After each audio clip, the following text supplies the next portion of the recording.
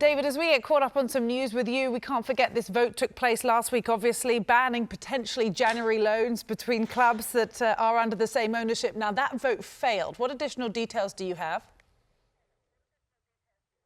Yeah, January is now looming into sight, and there has been a main topic of conversation, Ruben Neves and Newcastle, off the back of the gambling ban for Sandro Tonali. A lot of clubs got angry at that prospect, and so the Premier League said, right, we're going to try and sort this out. We're going to stop clubs from signing players on loan from the same ownership as them. Ruben Neves plays for Al Hilal. Public Investment Fund of Saudi Arabia owns them, and Newcastle in the January window alone.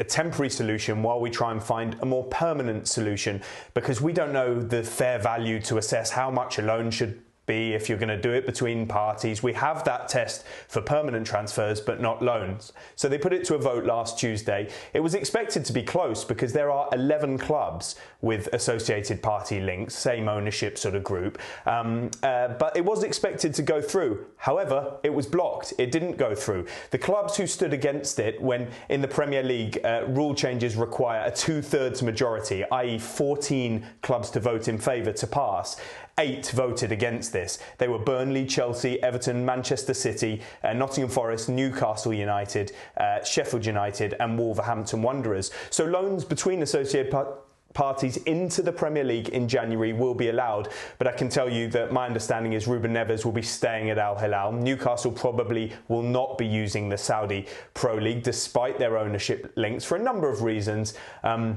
I think they're going to focus on more the domestic market. There was another vote in that Premier League shareholders meeting last Tuesday as well, and it was about wider transactions between these associated parties, mainly focusing on shirt sponsorship. That is a key way to get revenues into the club and potentially circumnavigate or improve your financial fair play situation. A number of clubs wanted those rules to be strengthened.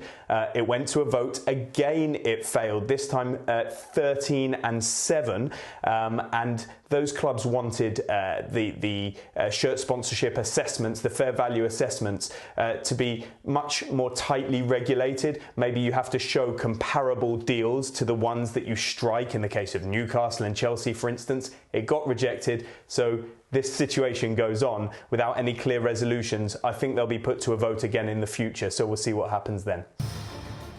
Hi there, I'm Rebecca Lowe, studio host for NBC's coverage of the Premier League.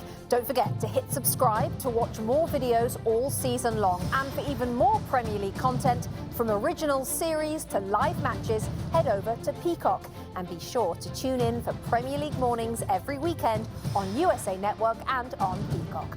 We will see you there.